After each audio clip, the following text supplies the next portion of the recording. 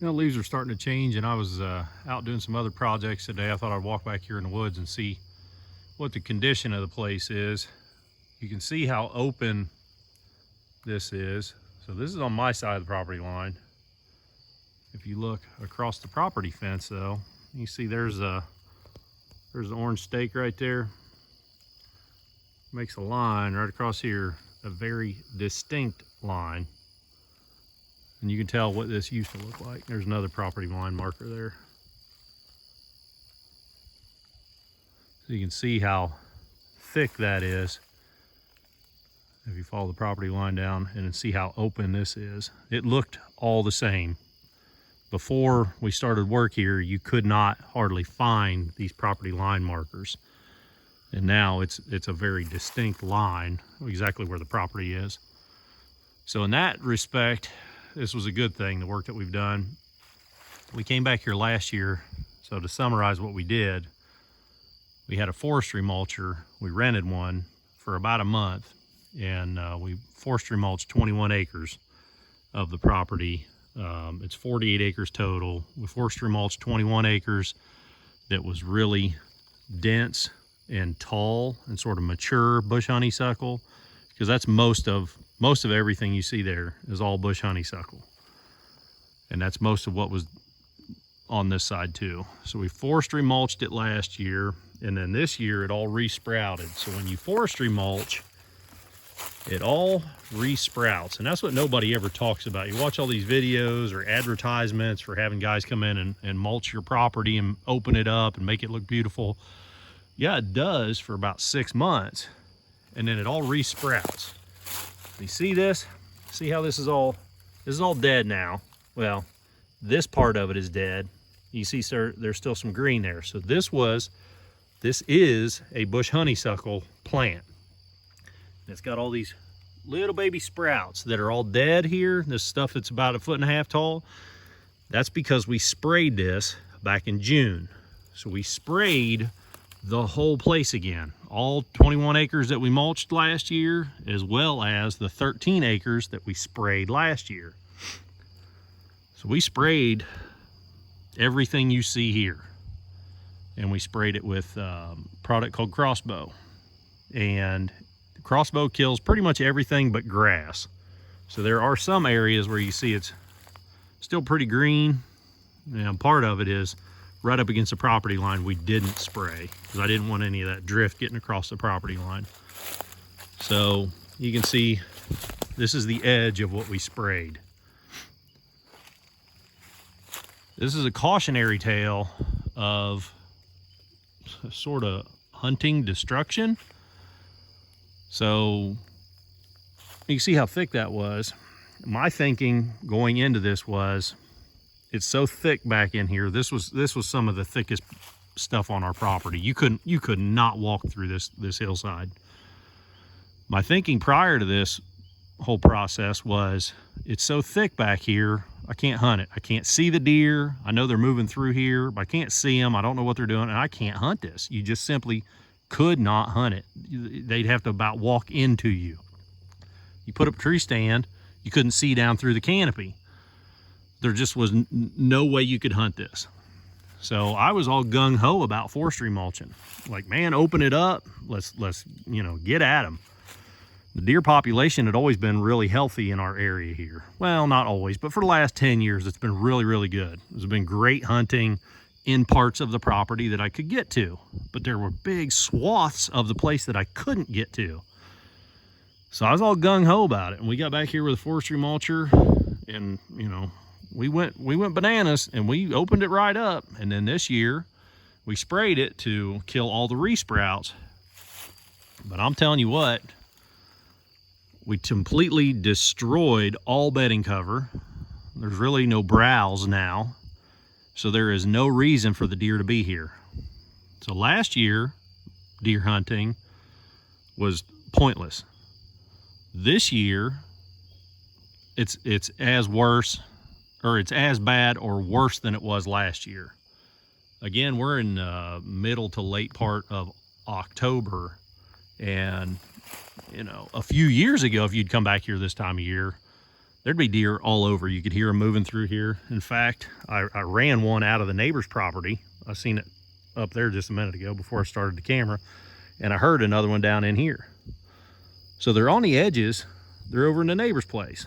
So we took all the deer that were on our place, and rather than improving the environment for the deer to make it more desirable for them to be here so that I could hunt them, I did the exact opposite of what I wanted to do. It ran them all over onto the neighbors, all the neighbors. So careful what you wish for. It'll open your property up. Everybody, like I said, when you hear guys talk about forestry mulching, the guys that do it, they'll tout how it'll make your place look like a park, to open it up, make it more accessible. But they don't ever tell you two things. The first thing, and the probably most critical thing they don't tell you, is if you don't follow up the mulching with herbicide application or mulching every year, it's all going to come back. And the other thing they don't tell you is it will ruin the deer hunting. I specifically asked about what it would do to the deer hunting when we had the state forester come in. He's the one that turned me on to this program. It's a 3-year program. He's the one that told me about it, and the things that you do. You mulch it the first year, then you spray it. You spray everything the second year. And then the third year, as long as everything went well, it's just a spot application for, persistent stuff. So he made it sound like, in fact, he told me, oh yeah, I've seen some places that the deer hunting is actually much better after it's mulched. Well, that might be the case. It might be, maybe the deer hunting is better, way after you mulch, like 10 years, 15 years after you mulch, hopefully. The other thing is, talking to the contractors that do the mulching, I specifically asked them how it would affect the deer hunting. And they'll just basically, I think, lie right to your face. The handful of them that I dealt with seemed like a couple of them were pretty straight shooters. But most of them, they just kind of tell you what they think you want to hear and try to get that money. I mean, that's they're in it to mulch. That's all they want to do. And they were telling me the same thing. Oh no, the deer hunt would be a lot better. Well, I'm here to tell you that we're 2 years into this program, and if I'd have known then what I know now, there is no way I would have done this. Maybe do a small parcel, a small little piece, in the center of the property. Maybe. I don't know why you would. Yeah, you can see through the place. It's beautiful. And if that's your goal, to make it look like a park, well, it kind of does. But if your goal is to open it up for the benefit of wildlife, at least in the short term, that is not what I've seen. So if you've got any comments about this, if you have mulched your place and followed it up with herbicide and you're a few years out now, I would love to hear what you have to say about this. Because right now I feel like I have cut off my nose to spite my face. I feel like such a fool for spending all the money and time to do what we did and essentially ruin it for what I wanted to use the property for. We bought this place so I could hunt it.